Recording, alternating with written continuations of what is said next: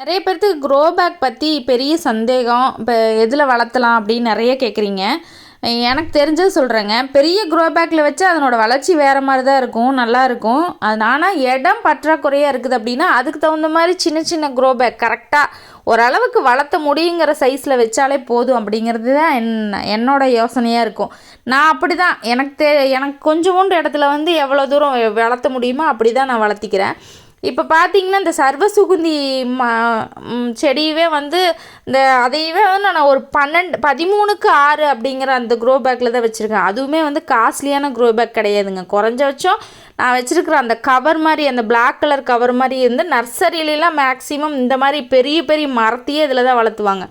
அந்த ஐடியாவில் தான் நான் இந்த மாதிரி பேக் வந்து செலக்ட் பண்ணி இதில் வளர்த்துறேன். ஒரு 3 வருஷம் 4 வருஷத்துக்கு தாங்குங்கிறாங்க. அதுக்கப்புறம் பார்க்கலாம். அதுக்கப்புறம் மறுபடியும் வேறு பேக் மாற்ற முடிஞ்சால் மாற்றிக்கலாம் அப்படிங்கிறது என்னோடய ஐடியா.